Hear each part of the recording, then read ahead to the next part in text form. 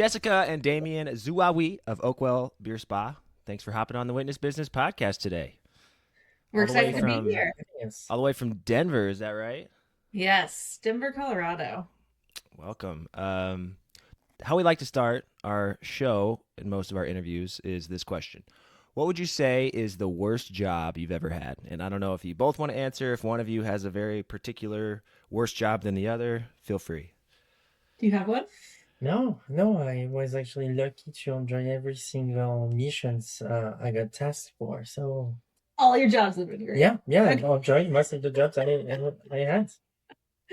I mean, I grew up working in restaurants, right? So I started at 15 years old, working in a pizza shop, mom and pop pizza shop, worked my way up into fine dining. There was definitely a few restaurants that were not as well managed as I would have liked, inappropriate bosses kind of thing, strange owners. So yeah, there's probably one or two pizza shops that I worked at, like, mom and pop pizza shops that I won't go into the details, but it wasn't the most pleasant of work experiences, but definitely helped us shape, now we're hiring people from the hospitality industry, so servers and bartenders. So it gave me a lot of lessons of how not to manage people. You both gave us an answer for what was terrible and also what you learned from it. So it all ended up working out in the end, even though in the moment you could have done without it, I'm sure. Yeah. I feel like restaurant, hospitality, food service, it's kind of a rite of passage for a lot of people, a lot of entrepreneurs. Kyle and I both came from McDonald's, which was an Okay. experience to say the least. It was kind of fun. There were times, we're like best buds and we had like four or five other close friends working with us. So like, yeah, it sucks to get up on a Saturday at 6 a.m. as a 16-year-old kid, but also you just like are hanging out in the grill area with some of your best friends and I mean, having a party. you were, French they fries stuck and you up. McFlurry. I mean, They stuck. Yeah. Well, if the They machine stuck. wasn't broken, which is always broken. Yeah. But Yeah. enough about that.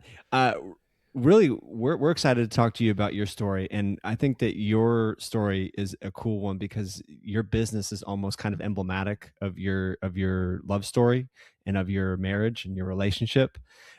So kind of going back to the beginning, if you will, you guys meet in New York City, and you fall in love, and then you are traveling the world. You're putting your passport to work and you're traveling to all these different places. And I guess maybe where I kind of wanted to start is that you go to a beer spa in Poland, and that experience kind of marks where your journey began and how things unfolded. So if you want to start there, maybe. yeah, absolutely. And I'll just add a little bit more color to before that. Damien and I had successful corporate careers. So we were living and working in New York City, which is where we met and got married. We had great paying jobs. We were living the dream life in New York, enjoying everything that, the city has to offer. But we were really professionally unfulfilled. I think we've both always been entrepreneurs at heart, and we would always brainstorm business ideas and talk about different concepts and different things that we wanted to do. And, although our corporate careers were well paying and they were, satisfying in some sense, we just felt like we weren't achieving our full potential. So a month after getting married, we decided if we're going to do something crazy, now is the time to do it before we have kids and a mortgage and all of these responsibilities. So we decided to both quit our jobs at the same time. We sold everything that we owned. We packed two backpacks and headed out on an indefinite round the world trip. The idea was that we were going to look at different business concepts around the world and figure out what we could bring back and scale in the United States. We didn't want to reinvent the wheel. We know there's a lot of interesting ideas out there in the world. Damien's originally from France. I had the privilege of traveling at a young age. So we knew that there was a lot of cool things that existed out in the world, and we just had to find something that could be adapted to the American market. Um, so we ended up traveling for 14 months. We went to 25 countries. This was not a glamorous trip. Like, we were very much backpacker style, staying And in you're not $5 you're not hostels. working at all during this time. You're just So exploring. yeah, so we're exploring, but I had started a small business doing copywriting. So I Hmm. came previously from the recruiting and HR industry. So I knew a lot about how to write resumes and LinkedIn profiles and how to help people with the job interviews and career coaching. So we worked on a platform called Upwork. So we were able to, write resumes basically for executives all over the world. Damien kind of acted as the project manager, responding to the inquiries, and then I was the one doing the actual writing on our computer. So we made enough to be able to, stay at $5 hostels in Thailand with cockroaches crawling everywhere. Every once in a while, we would splurge for a nice place. But yes, we worked a little bit. And the cool thing was we were able to save up a lot of credit card points prior to leaving our corporate jobs. So we had jobs where we would take clients out to lunches and happy hours and things like that, and would, of course, always volunteer to put them on our credit card. So we had close to 1 million points that we left with. And so basically all of our flights were covered with those points. A quick question I have for you is, what you're describing, that feeling of like, I'm making money, I'm happy with the money that I'm making, but I don't know if I find a certain level of fulfillment. I imagine that there are thousands of people across the country who are currently in that situation right now. What was it? Was it a conversation you guys had, or a specific event, or what was it that made you say, okay, it's time to take action, like we need to do something? Because I'm just imagining explaining to my family, okay, so hear me out, I quit my job, I'm gonna backpack the world. Just I would love to hear your thought process, because there Yeah. are so many people who would not take that leap like you guys did.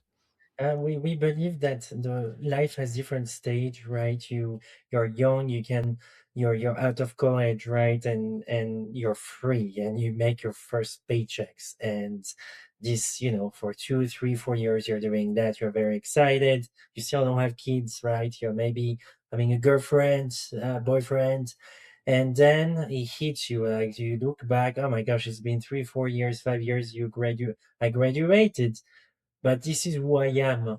And let's face it, this is the perfect moment to do it now, because I don't have kids, because I don't have a mortgage, because I don't have all of that. And the job is a job. It pays well. Everyone is happy about me, but I'm not fulfilled. This is how we think, is the stage. We don't have kids yet. We don't have mortgage. We don't have any specific attached. Of course, you have family. Don't get me wrong, but you don't have anything that just ground you here. So for us, it was very clear to say, well, it's either way now or never, because after that, there will always be something else happening. It can be family, it can be health. I don't know. Thanks, we are really healthy. Uh, but it was just like, this is a perfect moment. We're still young. Everyone is young. We're still young today, but it's like we have no precise, specific attached to the situation right now. We're living the dream in New York City. We love New York City. Oh, it's daunting to leave New York City, but let's do this. But with the purpose of coming back with an ID. That was extremely important to us. Mhm. We would have never, in a way, left if it was to come back, to go back into our regular lives. No, It it wasn't was just like a leaving. break. It wasn't just like Yeah, a 14-month vacation. It was like a yes, 14-month no, exploratory phase with the yeah, intent to come back and start something from scratch. Exactly. exactly. And during that traveling, since we're very ambitious and entrepreneurs, we still had that little voice in your mind. It's like, okay, margaritas on the beach in Thailand are really good, but how far can you brainstorm? How far can you be aware, innovative, like creative about this situation? It's tricky. It's a very tricky situation, because you go, you dream of this trip. You're discovering each other as a loving couple from different culture. Me from Europe, from France, Jess from the US, in a country where sometimes they don't speak English, and yeah, too, because you don't have the right change. So you have all of that to manage, plus that crazy goal of saying we're not coming back without an ID, and that ID needs to work. And I think for me, I always like to think of what's the worst that can happen, right? Like, yes, it's scary to leave your job. Like, it's well paid. You worked really hard. You've gotten promoted multiple times. Like, you're in a good position in your life. But what's the worst that can happen making this move? The best case scenario, we find a sweet business idea. Like, we get to do bigger and better things with our life. Worst case scenario, we don't find a business idea. And at this point, we had 5+ years, in the corporate world. And so we can always find another job. Like we're employable people. And so at the end of the day, it's like, take the risk. What's the worst that can happen? We're not going to end up on the streets. We're going to be able to get another job or figure out something to do if this plan doesn't work out. Yeah, you come back with an experience under your belt, and you just get another job. Exactly. Worst comes to worst. So just do it. I'd love to know. Outweighs the risk. Yeah. I was just say I'd love to know as you were traveling, what were maybe the ideas? Obviously we know what you landed on, but what were the ideas that didn't make the cut? Like you considered it, and you're like, cooking class.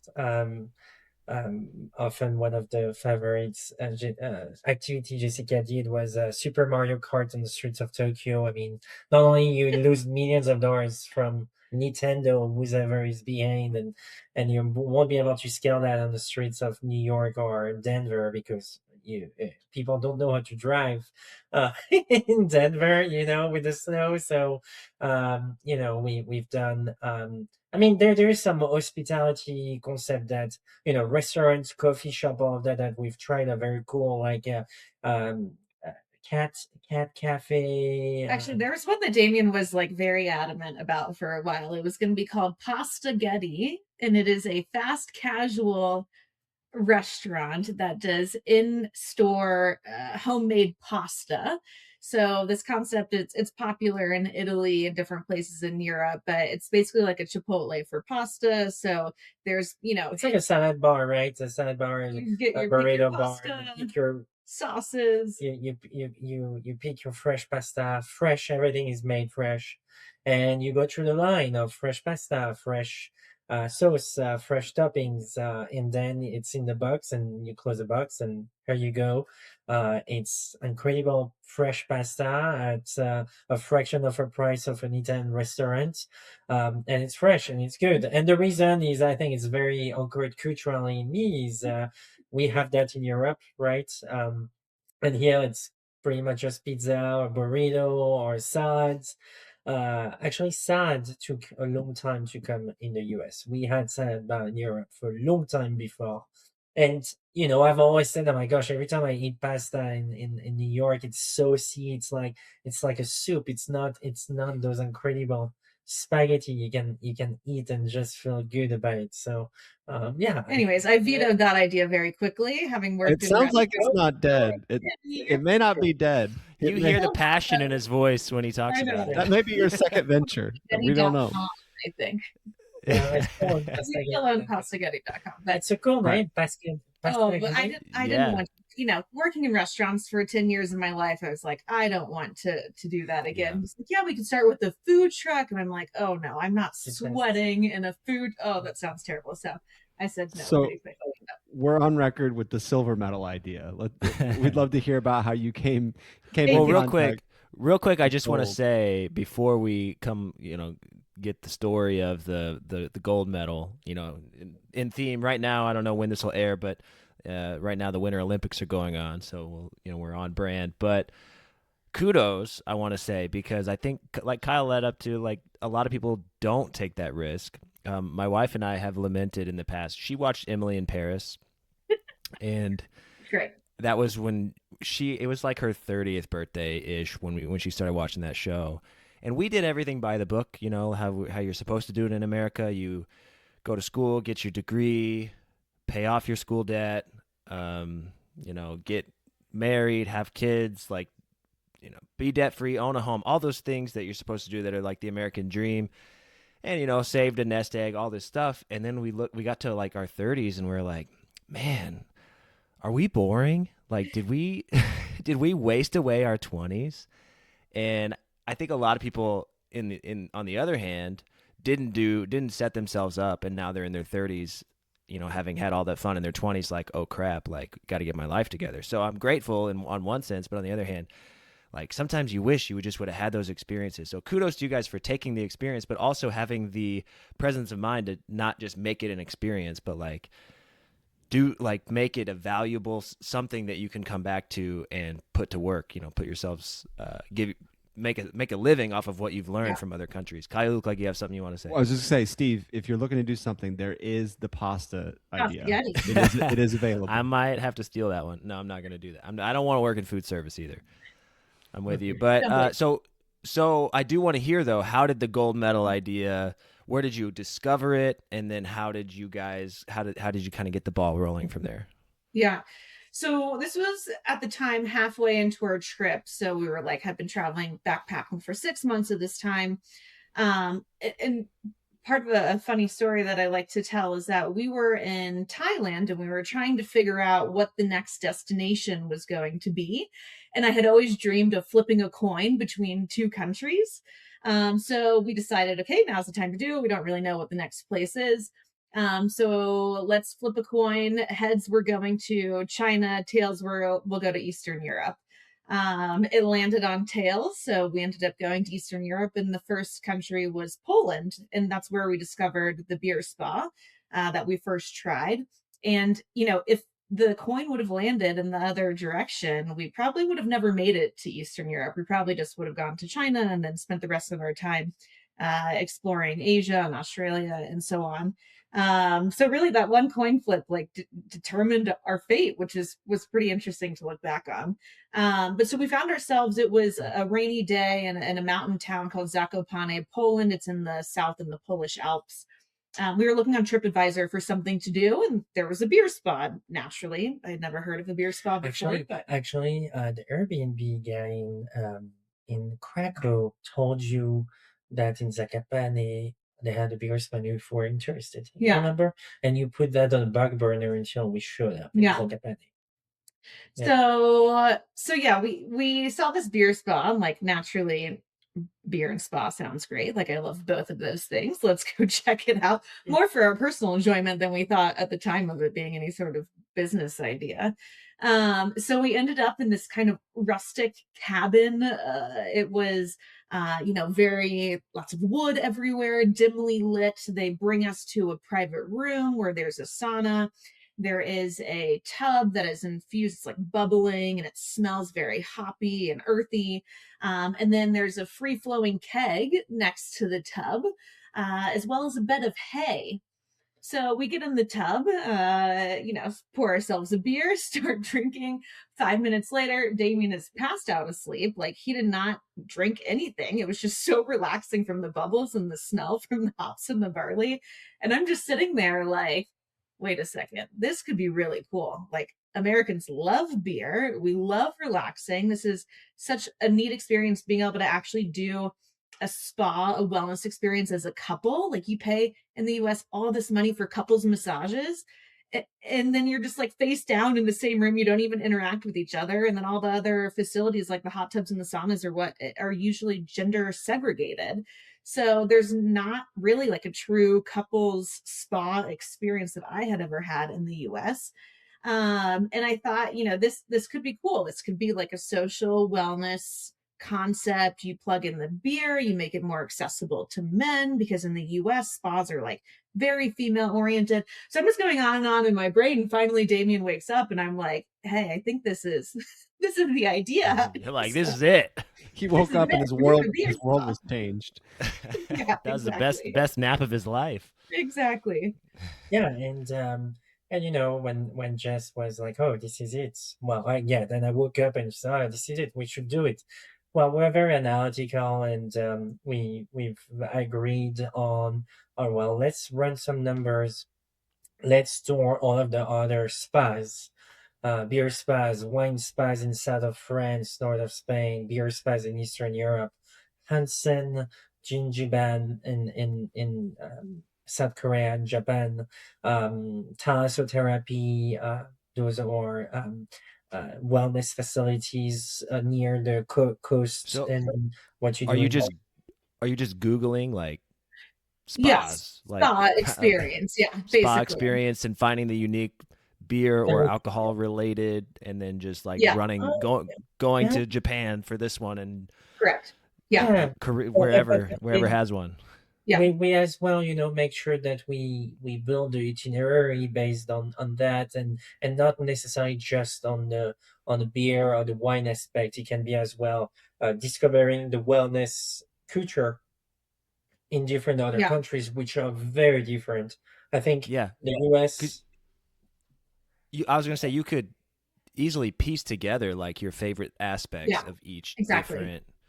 Yeah. Okay, I like it. Yeah, the I'm liking US where is this is very going. close to Australia or UK, but our definition of well-being, wellness, perhaps in France or different countries in Europe are very different. For some people, it's about taking uh, having a glass of wine with your significant other after work. That can be the definition of wellness and well-being, right? Some people, it's going to the gym and lifting so much. Pounds of weight, right? And for the people in Asia, it's going with your whole family, grandmother, the grandkids, everyone on a Sunday morning in a massive big 10, 15 stories building where there's saunas, hot tub, bath, and a cantina in the middle of all of that where you drink a beer. So here you go. There's again beer, and a bowl of noodle that you slurp while the kids are running around, and then you go back to your bath. It just the culture of wellness that we discovered through travels has really shaped our vision for Oakwell in the US and helped us to Americanize it, because America is the US has such a specific market with such a specific audience, and even states by states can be very different. Then we had to go through the painful exercise of writing a business model that includes a marketing plan and numbers related to that, and audience and so on. Being in Denver, was that partially dependent on your research of state to state? Yeah. Because I was curious how you ended up in Denver out of all places. Yeah. Yeah. So as Damien mentioned, we then for the next, 8 months or so travel the world. We tried these different spa concepts. We started working on financial, 5-year financial projections, writing a business plan. And part of that was figuring out where we were going to put this. We were open to going anywhere in the United States. As much as we loved New York City, it's really expensive. It's oversaturated when it comes to tourism activities. It's just not a good place for a mom and pop startup. So we were looking at more mid-sized cities, cities that are very wellness oriented, cities that are beer centric. And we narrowed it down to our top two were between Austin and Denver. We had both never been to Denver before, but all of our, market research pointed in this direction. Denver and Colorado is the least obese state in the United States. So it's very, wellness oriented with all of the outdoor activities. A lot of companies were started here. So Chipotle, Qdoba, Crocs. It's a city that's very open to new concepts and trying new things. The people here are very into trying experiences rather than spending their money on, monetary or material things, I should say. The And then the support for small support for business. small businesses that the city has. So we wanted to be self-funded. We didn't want to have Mhm. any sort of outside investors. We had saved up We wanted to be self-funded with that money. without money, self-funded with the little bit that we had. That's We had saved up a tiny bit, from our corporate jobs and spent most of it while we were traveling, but we had a little bit to put in. And so we needed to find a place that would give us a loan, and we knew that wasn't going to be the big banks. But we found the city of Denver, their Office of Economic Development has a loan program for small businesses that can't get traditional funding. And so we found this program, available online and said, okay, at least there's a shot of getting funding there. So, right when we got done traveling and felt like our financial projections and business plan and everything were ready, we flew directly to Denver with just our backpacks on our back and business plans in hand, and started knocking on the doors of banks and of landlords of commercial spaces to try to see if we could make this happen. And for the first 3 or 4 months, we did house sitting and pet sitting because we didn't know if we were going to be here long term. So, we were jumping around from neighborhood to neighborhood, different people's houses, just taking care of their homes and watching their pets so we could stay there for free, while we figured out if we could make this concept work here. I don't want you Oh, to stop talking. This I is such love a the cool story. scrappiness. Like it's just like showing up with nothing but like clothes on your back and maybe a couple others in a backpack. A laminated business plan. Exactly. A really nice Yeah. binder. Yeah. Yeah, So it wasn't the first time we created business plan and marketing plan and all of that. Jessica, since a young age, has always, I mean, you've always had that entrepreneurship fiber. Mhm. You say that Yeah. fiber in you, and me graduating from business school at the time, you go through so many projects with that. You need to create a business model and a marketing plan and all of that. And with our experiences then in corporate jobs, we were lucky enough to be able to be our subject matter expert on oh, we are hiring you because we do not know how to do this. So you're gonna do it, and we're gonna invest on you to do it. From Jessica, in her own industry and my industry. So we've always been very entrepreneur. That was a natural step, and actually we knew that we had to go through that in order to as well get money Mhm. from someone, because you just cannot show up and pitch someone with the beer spa and people roll their eyes. I mean, everyone rolled their eyes. They was like, that sounds good. But I'd be the first one buying a gift card. But this is not for us. Thanks, bye. And this was that constant rejection helped us to build that resilience. Like, well, we just need a yes, and the yes gonna come anytime soon. And that was the city of Denver and the non-profit lender. So for all of you guys that are listening, there will always be someone here, and mostly in the US, I believe in that, to tell you a yes to create your prototype and to help you to make that happening. You just need to be extremely organized on how you introduce it, how you pitch it, and you need to know exactly your numbers, and you need to know exactly what you're trying to develop. So be prepared for zillions of questions.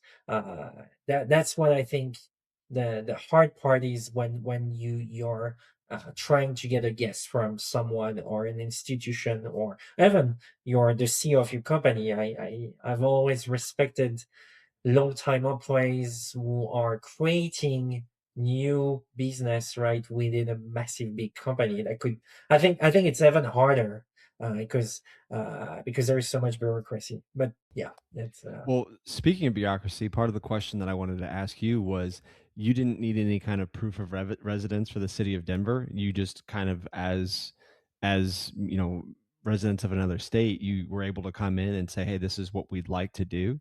Because that's something that I find fascinating in and of itself, is Yeah. that they would entertain an external applicant, if you will. Yeah.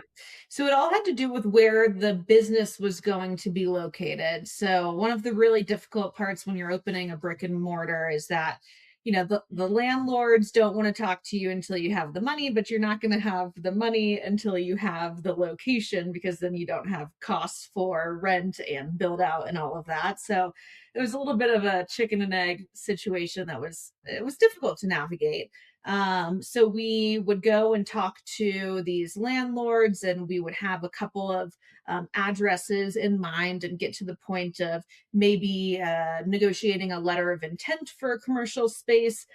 There was even a point in time that like we knew we weren't going to move forward with the space, but we had to pretend like we were going to in order to go to the city and say, hey, here's the address, here's where we're putting the business. So they would give us a conditional approval for the loan.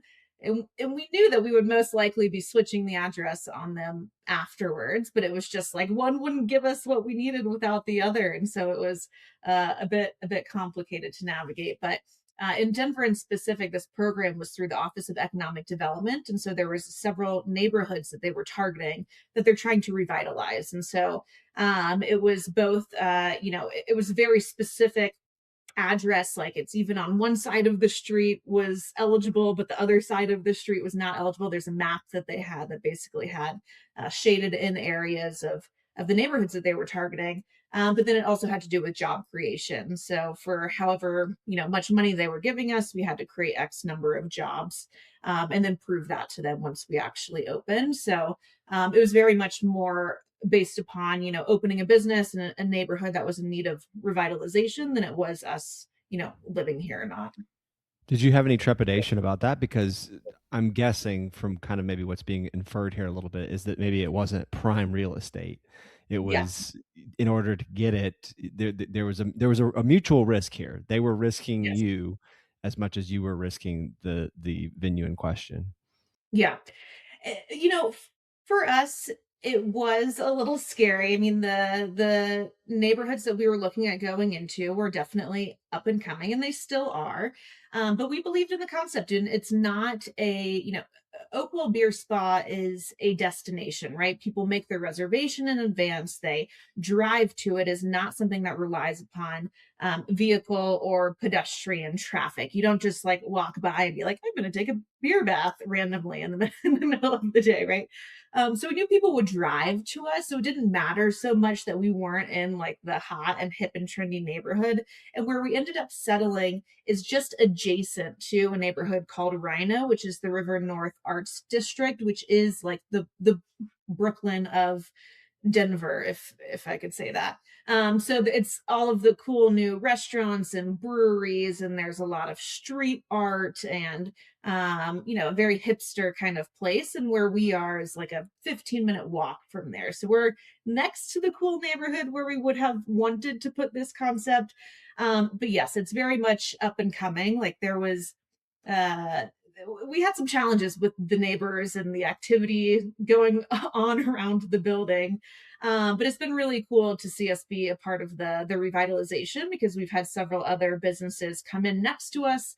Now that we've kind of been there, we're celebrating our 5 years at our original location. And so now other businesses that are more trendy, feel comfortable coming into the neighborhood, since we were the first ones to kind of put down our stake there. Well, let me first of all say congratulations, but also second of all, I would not be doing my job in interviewing you if I didn't follow up on what you said about the shenanigans near that space. There's a story there. There's a lot of stories, and I don't want to like frighten our guests if they're listening to this. And it's actually for the most This was part 5 years ago. This was 5 years ago. This is not a play. Yes, it was like during construction in the first year or two, but there was unfortunately a lot of gang activity in the neighborhood. It was the I guess the popular hangout spot for a certain gang, and I don't need to like get into specifics, but the block where we're located, it was vacant for many years, and so this was kind of like the designated hangout spot. There was a corner store across the street where people would go and get their whatever they get from their corner store, and then kind of hang out around. So Not I a beer spa remember, experience, is what you're saying. yeah, really nice spa experience. I remember during construction, I think I was at Walmart buying something for the business, and I get a call from Damien, and he was like, the windows just got shot out. Like I'm standing right next to them at the front desk, and I was like freaking out because I'm thinking like, oh my goodness, did he get shot? Like what's going on? But there was a shootout right in front of our place between two rival gangs, and it destroyed the windows, and we still have a few bullet holes on the side of our building that I don't point out to new employees. But yeah, it was quite a lot of incidents like that, mainly gang related activities. But since the block has been activated, I think they've relocated elsewhere. I appreciate your honesty, first of all, because it helps to show that the journey of an entrepreneur is just not just sunshine and rainbows. It's sometimes shootouts and beer spas. Exactly. So I kind of want to get into so you've gotten a yes, you've gotten your yes that you've been looking for.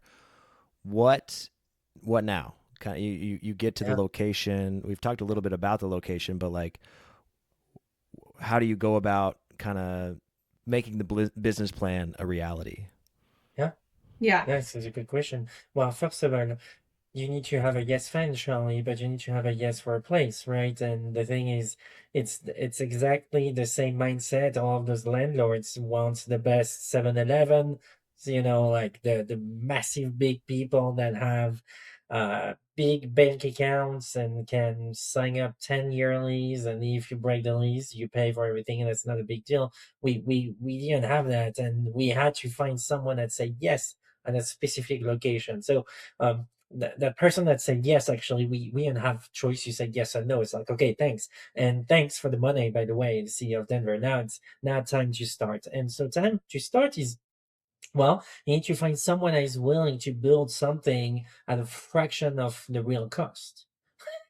Because we were still broke. We got money, yeah, not enough. yeah, exactly. So it's the same thing. Like the third challenge is like, who's gonna say yes to build this? That means that person needs to know plumbers, a GC that knows plumbers, engineers, architects. Who is helping us with that? Because we cannot.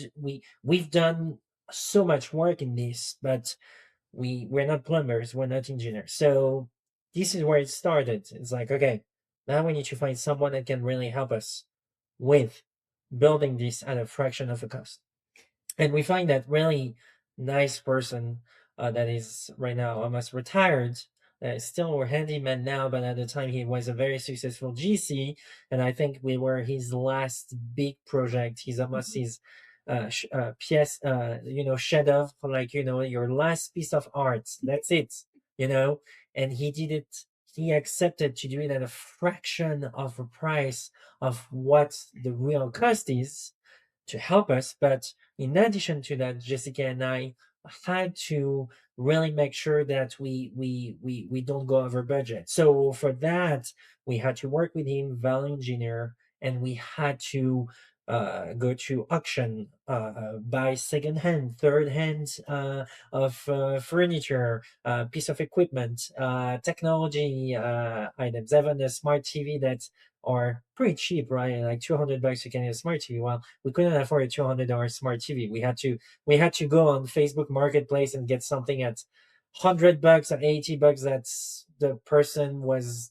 lazy to carry from one floor to a different house, right? And that's the way we've built it, by really value engineering, trying to really make this happening without much, and having the right person surrounding us that can say yes to a well underfunded idea, budget we had. Yeah. I mean, this was definitely the most difficult time. Construction took close to 2 years. We, as Damien said, we didn't have anywhere close to the money that we needed to build this thing. The place was in really rough shape. I mean, we had to put in new water line, new electrical service. It had no heating and air conditioning. So it was like, starting from scratch. And Damien and I ended up having to do a lot of it ourselves. So, normally you have like a construction cleaning crew that comes and does the demo, and at the end of every night will like clean the place up. That was Damien and I. The cabinetry and all the beautiful stuff that you see in our tap room, I went and bought that from Home Depot. We painted and installed the cabinetry, installed the tap wall. All of the furniture we got, this was during COVID that our construction was happening. So unfortunately, a lot of businesses were closing, but fortunately for us, we were able to go to business auctions that were auctioning off all of their equipment. So like our 3-compartment sink, our walk-in cooler came out of a Subway that was closing in Fort Collins, Colorado. And mind you, we didn't have a car at this time either, because we had moved from New York City and we didn't own a car. So we're having to like rent cars to go pick up these items that we purchased from auction all over Colorado and bring them back and kind of refurbish them. Our walk-in cooler we got for $200. It was 15 years old. Like, walk-in coolers are normally $10,000 pieces of equipment, but it was rusted. Well, the moving was more expensive. No, the moving was from also was $700. It's like, oh my God. Like we cannot carry that because we had to be somewhere else. So we has like, let's spend $700 on moving that walk-in cooler we just purchased for $200 Yeah. from here to And the there. walk-in Oh cooler my one is kind of funny because Mm-hmm. it was really rusted. Like I was like, the health department is not going to approve this at all. So I decided that, you know, I'm going to DIY it and figure out how to, you know, make Revive this it. you know, pass inspection.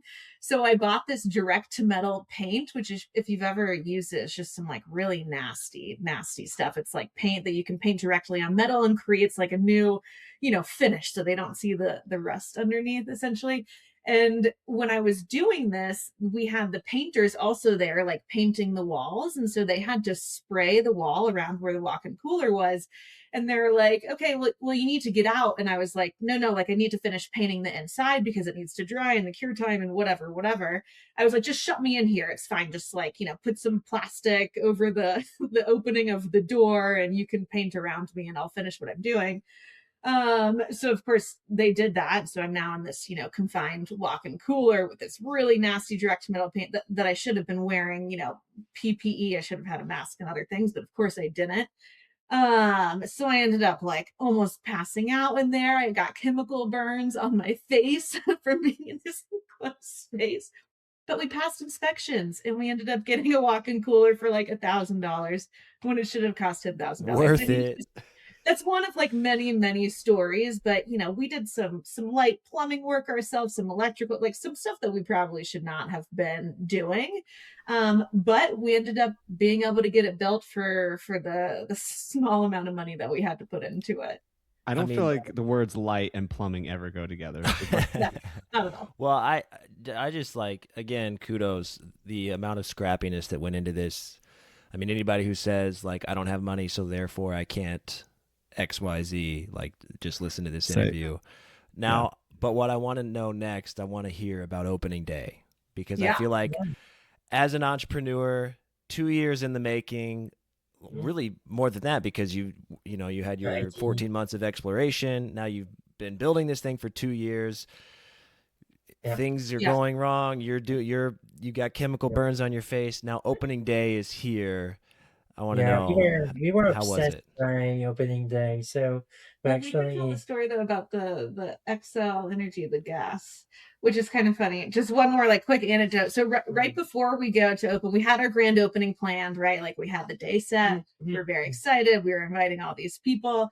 And we have this really expensive hot water system, as you can imagine. Like we're draining and filling our tubs after each use. We have 27 appointments a day.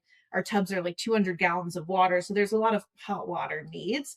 So we had spent the money on this like, you know, $20,000 hot water heating tankless system to make sure that we could have the water that we needed. And we go and start it up. This is like 2 weeks before our grand opening, to do a test run and to, you know, go through like a day of operations, filling and draining tubs. And the hot water heaters are giving us an error code, like saying like, hey, it's not working. Like the water heaters are not getting enough gas. And so we're like, we just upsized the gas line. Like, what are you talking about? Like, why isn't this working? And so we're trying to get a hold of XL Energy, which is the utility authority, to figure out like maybe there's a leak somewhere. Like, I don't know what's going on. And no one is answering their phone. Like we can't, they're like, yeah, we can have someone out there, but like in a month. And we're like, that's not going to work. Our grand opening is in 2 weeks. So Damien ends up going on LinkedIn and finding someone that works in like some other department in XL Energy, but that's local.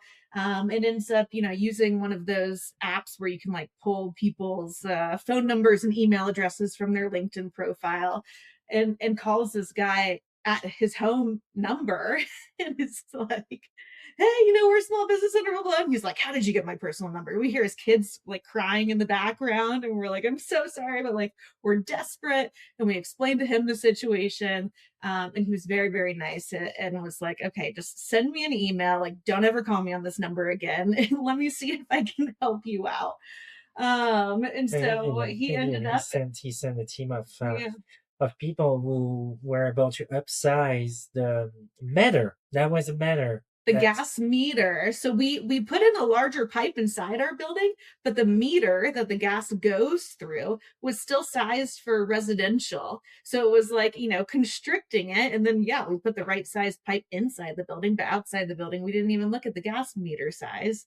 yeah, yeah. So that's what the problem was, is that we just like couldn't get enough gas in the building. Yeah, never take no for an answer, or if you Yeah. see that you see one call person. the guy, find the right Yeah. guy, Yeah. and call his home phone.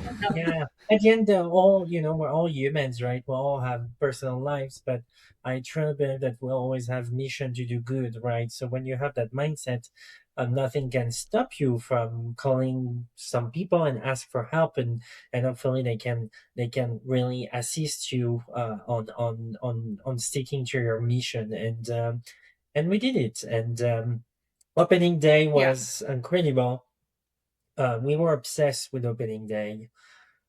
We didn't spend all of that time, energy, and sorry, money that we didn't have, because all of that were loans, right? Debt on failing on opening day. The good thing for us was that it was still the middle of COVID, but people had this crazy desire to get out and do things because restrictions were it doesn't help people with their social lives. And I think 7 8 months, first of all, we were so motivated to spread the word.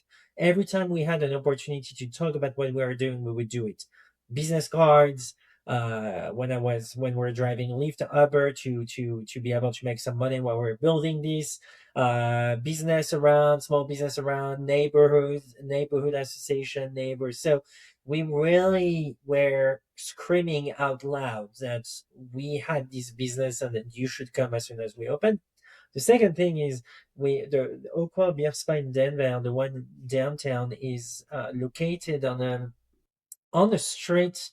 Downing Street is a big long street with a lot of traffic, and we have that corner building. And so what we came up with Jess is to create some sort of a mini billboard, a cheap banners. So we had to take a big ladder and go all the way up and put like a big banners. At the time we were called the Beer Spa. So the beerspa.com, coming soon, For the website. and people just drive constantly back and forth every day, and they would just wonder, what is this? Is that really truly what it is, like the beerspa.com? And the beerspa.com, then you'll click on it and you have a landing page where leave your first name, last name, email for a chance to win an experience for two. And this is coming from our experience, my experience as a digital sales and digital marketer. And we were about to, I think, gather 2,000 emails from the first day we've put this into the last day before opening. So when we send an email stating books are opening, calendars is opening, experience is available on February 26, 2021, 12 days before, we had actually a booking, two bookings per minute per minute for the first 24 for hours. the first 24 hours. Of course, in addition to that, we had some help from the equipments that we got, like the sauna companies, the self pour draft system. They all helped us to make some noise by helping us to get press release out there. We didn't know any of that, and they knew how to do that with us. They were so happy to have a fun, nice concept that, is not another day spa or another tap room, right? With those technology, we were such a unique concept, so they decided to help us with draft press release and all of that. And with that, with plus or organic obsession, and social media as well, organic social media, we're able to make a pretty decent splash and get the first 2 months fully booked in a matter of a whole late afternoon, evening. So within 24 hours, like our first 2 months, 2 months were fully booked for 7 days. And so we look at each other and, okay, we've done this. Now we have no one. It's just you and I, and we have 27 appointments to deliver for the next 60 days, starting in 10 days. What do we do? Yeah. So Well, we need to hire people. yeah, we Oh my God. we Yeah. thought we were, in all of our projections, it's like we're going to slowly get busier Yeah. over time. Damien and I are going to work the spa by ourselves, and then after a year we'll hire one person. We looked at our business plans the other day, and it was quite funny. It's like, yeah, we'll have 5 employees by the end of year 3, basically. Well, that's not what happened at No, all. So no. we opened the booking system. We got completely slammed. We got booked at 100% occupancy for the first 2 months in business. And Damien and I are exhausted at this point. Like, we had gone through construction, but in addition to this, we needed money to live. So Damien was driving Lyft. So like, we would do construction all day, and then he would start at like 11 p.m. and go until 3 a.m. driving Lyft. I was still doing my copywriting. I was going to sell my blood plasma because I had gotten COVID at the time. So I could get like $100 a pop for going and getting blood plasma. We were getting credit card points from all these, equipment purchases, that then I was going to Walmart and buying like family packs of bread and deli meat and cheese, because that is like literally what we lived off of during construction, was just like sandwiches that we made from Walmart. We did dog walking as well. So like, any spare time that we had in construction, we would go and like walk someone's dog for 30 minutes to make $20. So we were exhausted by this point. And then all of a sudden we're like, oh crap, like, we need employees. We can't run the business. Our hours were from 8 a.m. to 11 p.m., 7 days a week. And we were booked at 100% occupancies. For like, we need help. And we realized, we knew it, that actually construction was just between Jess and I. Yeah. When you launch, that's where everything starts. And you have no choice just to wow people, because you want them to come back. The first impression. No job descriptions, no training plans, no anything. But thankfully, with my HR background, I was able to like whip something up pretty quickly. But again, this was during COVID, so all the government checks were going out. So like 1 out of 2 interviews wouldn't even show up. So basically, it was like, anyone that can walk and talk and can be here on Friday you there walking by. You want a job?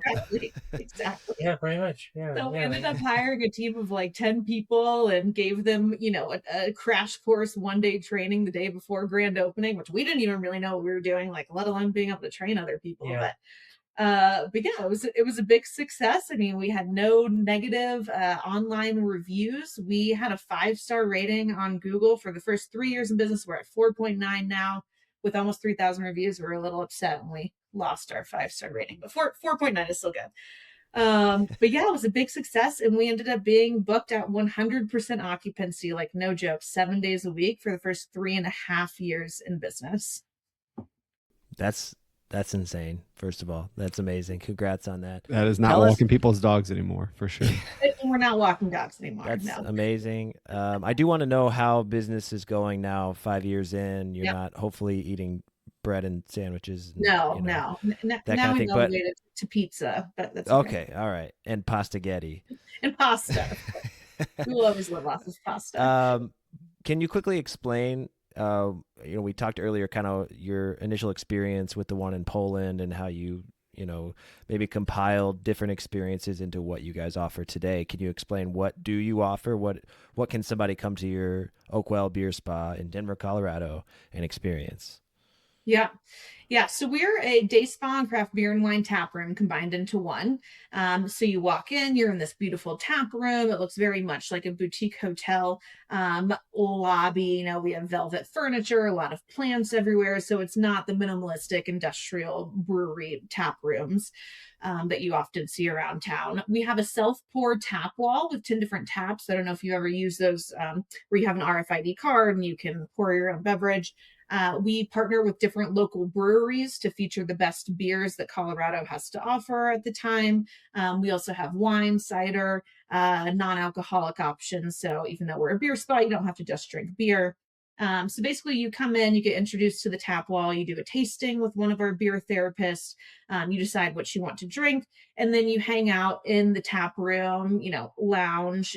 I'd say 95% of our guests are couples, right? So they come with their significant other. So you just kind of relax and kick back in the tap room. And then at your appointment time, we bring you back to your private spa suite. So inside this private spa suite, you have an infrared sauna, a rain shower, and then a hydrotherapy tub that's infused with hops malt, and then your choice of herbs.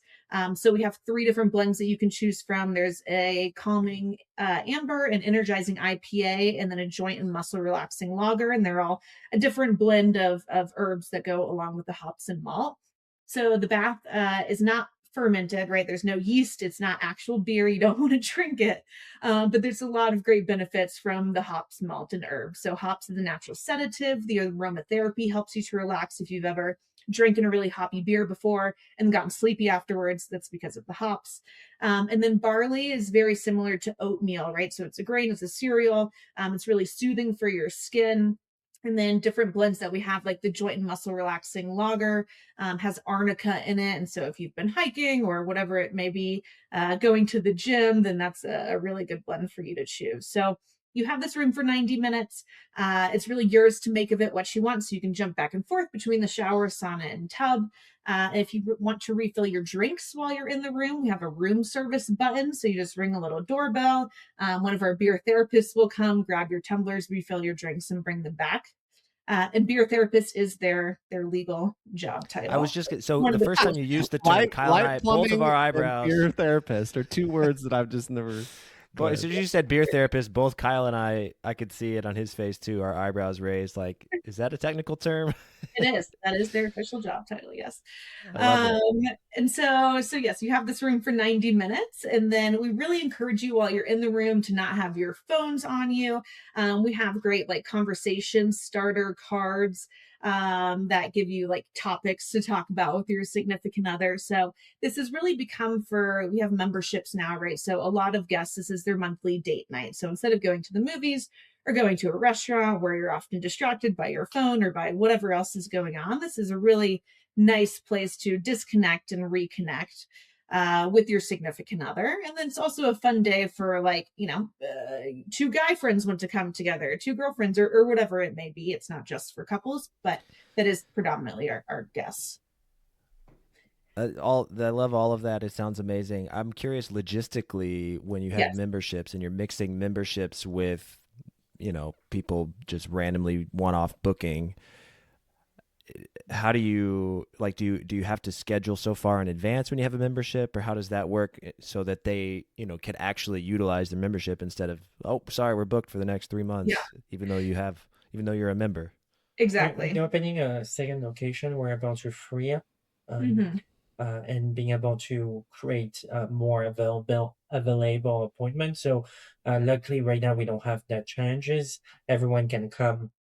Weekends are definitely need more planning, Friday and Monday as well. But during the week, usually weekdays, we have some flexibility. So overall, it hasn't been a challenge yet, which is why we had to wait 5 years to do it. We just launched it a few months ago, just because the first store was constantly fully committed, which is a good problem to have. So we actually didn't have the need to create a membership. And when people were asking it, requesting it, we had to wait, and we had to have that painful moment to wait and build a new location in order to really being able to answer the incredible demand we had. Yeah. So you've mentioned a new location, and I think off air, maybe before the show, we talked about potentially franchising. Yeah. So Yeah. kind of tell us where you're headed. You've been running this one location for 5 years. It's been very successful. Mhm. What does the next maybe 5 years look like for you guys? Yeah. We have 2 locations now. Yeah. So we opened in the first location 5 years ago. We opened in the second location almost a year ago, Mhm. and now we're franchising because we were able to prove our business model and our concept with the second location, which is the way you should. In the franchise industry, this is what people are looking for to prove out your business. modern concept before you go on franchising, which is what we did, and now we're franchising. Yeah. Yeah. So the second location was really so we could get accurate construction costs and timelines, right? Like I don't expect anyone to get walk-in coolers for $200 and paint them themselves. So we knew we would need to go through the process of building one of these out again, using more commercial grade materials, using a professional general contractor and interior designer, so we could get an accurate idea of like, okay, what is the real build out costs for one of these things. So we just went through that and we opened, as Damien said, in April of last year, our second location. And during that time, we used, our architect to come up with our franchise prototype architecture package, our interior design package, really come up with a training program because again, with the first one, we didn't have much of a training program. So now we've used the second location as more of a test run of like, what is it like opening one of these from scratch with proper systems and processes in place. And so now we just launched our franchise system. So starting last month, so in January of 2026, we've started offering franchises in select markets. We're doing it very similar to how we did, opened our first location. Like Damien and I want to be very hands-on. Like we want to make sure our first few franchisees are extremely successful. That's what's going to make or break us. So we're not trying to sell, a lot of people, new franchisors come right out the gate. Like I want to sell 100 units within the first 5 years. And it's like, yeah, you sell all of these, but then you don't have the support system to be able to support them. And then they end up failing and, you fizzle out before you even got started. So we are being very selective with the first few franchisees as well as with the first markets that we're going into. So we're targeting Arizona, Texas, Minneapolis, Minnesota, and then Kansas City, Missouri.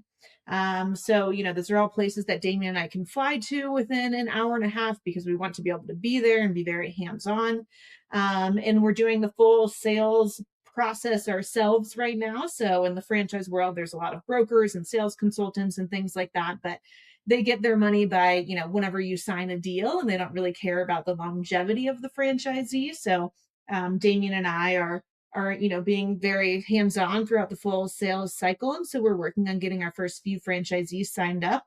But our plan is, within the next 5 years, we'd like to be at 30 units, especially with our long-term growth plans. Like we think that it's better to go slow to go fast later on. And so while 30 in 5 years isn't a lot for most organizations, we want to make sure again that all 30 of them are successful and that we don't have any ones that fail. Yeah, you want good infrastructure to make sure that you set up for long-term success and not just a short-term whim. I love that. May I recommend Wisconsin? I'm just throwing that out there. I know it is on our target list for sure. They love beer there, and I think Madison is one of like the quote unquote fittest like cities in the country or something. Yeah, and it's cold there. It's like CrossFit games there. Winter? Yeah, I know it's weird. But they had the CrossFit games there for like 5 years because of that, because of its fitness culture or whatever. But anyway, I digress. Real quick, and we'll get into our last segment. We just want you to be able to plug where can people find you on social media. If they're visiting Denver, where can they visit the Oakwell Beer Spa? Maybe make your reservations a couple months in advance in case you're all booked up, but kind of plug for us where everybody can find more from Oakwell Beer Spa. Yeah, Oakwell.com.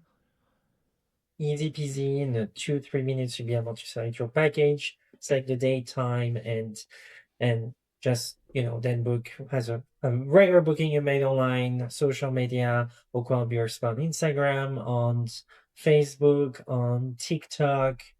You can as well go on oakwell.com and sign up for a newsletter so you can be aware of what's coming up next. Oakwellfranchise.com. Oakwellfranchise.com. If you want to open an Oakwell in your city. Exactly. Kyle's been talking to me. Kyle's been on me about he's looking into franchises. Who knows? Okay. Yeah. If you decide to come, do not decide to come right after the airport Who knows if your plane's gonna be delayed, or you can go first to the spa and then go to the airport. That's completely fine, because we're not gonna be delayed or late for your experience. But do not take the plane, land, and head straight the to your appointment, because you might not make it on time. But we'll make sure that the beer is always cold for sure. I love it. Well, let's enter our last segment, and then we'll call it a day here. This segment we're calling "What in the World." I still don't know if Kyle's approved of this segment, but we're going on like 5 or 6 episodes now with this segment. It is what it is. Yeah, but it's kind of things that are happening, current events going on in the world, maybe loosely relevant to what you guys got going on. It might make you say, "What in the world is going on here?" So today's question. So there's this concept people are calling experiential inflation. I don't know if Okay. you've heard of this concept, where it's kind of on Instagram, social media right now. It's not just that prices are going up, but it's customer expectations are going up. So a basic dinner isn't enough. It has to be immersive. A hotel can't just be clean. It's got to be aesthetic. It's story driven. People don't want a service. They want something Instagrammable, memorable, worth talking about. So in your experience at Oakwell, have you encountered this? I mean, obviously you guys are trying to build this like aesthetically pleasing, Yeah, um, immersive experience. What's your, I guess, kind of what's your take on this whole experiential inflation concept, and how does it apply to what you guys are doing? sure, sure, sure. Um, Firstly, what the heck is a beer spa, right? Everyone's gonna roll their eyes. That was the question we opened this interview Yeah. with. So the first impression first is extremely important.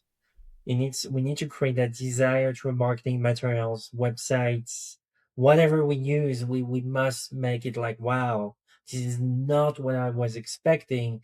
Soaking into a Irish pub, right?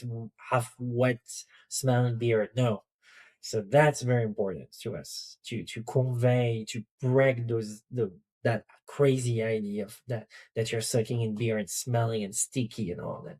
The second thing is we have a mission is to bring the day spa to everyone. Everyone deserves a bit of me time. Everyone deserves to be able to reconnect with their significant other or best friends, or take a pose, right?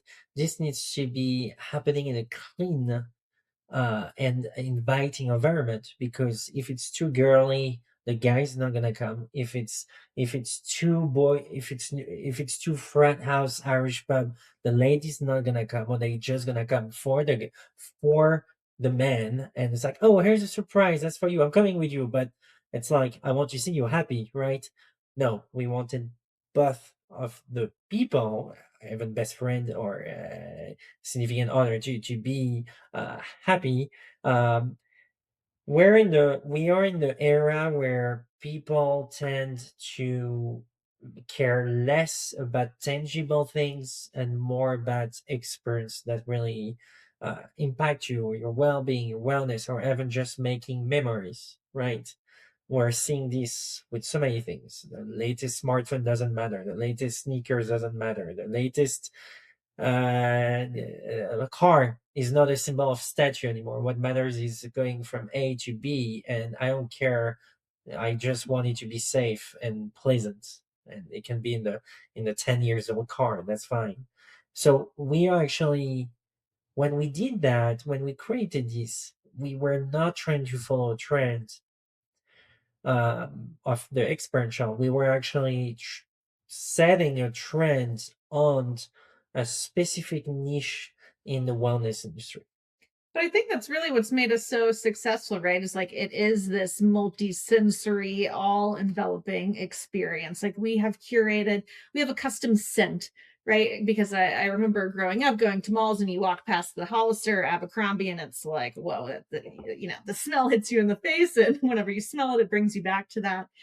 So we created a custom scent for the spa. So every time you come in, like it brings you back to the last time you were here, like it helps with the relaxation. The music is curated throughout the day. So we have, bossa nova in the evening, we have French pop in the afternoon. Like it's very, very curated. Same with the lighting, like our automated lighting control system dims the lighting depending on the type of day. the smell and the taste of the beer and the smell of the bath that you're bathing in. So it wasn't so much of, this was 5 years ago when we came up with all of this, so it wasn't quite to follow this trend, but I think that's why we are so successful, is because it is multisensory. It is like a next level experience that you really can't get anywhere else. And that's why our guests keep coming back and are buying memberships and are making this their monthly date night routine, because it's not just, a restaurant. It's not just, whatever it is that people do for their date night. It's something that is like experiential to the next level. Yeah, I wasn't sure if I was just getting older and care less about stuff, or if that's like a cultural phenomenon. Because when I'm buying gifts for my wife for her birthday or for Christmas or whatever, I'm like, she doesn't need anything. Like we're good on stuff. We don't need. We have Did she three. Tell you that? Did she?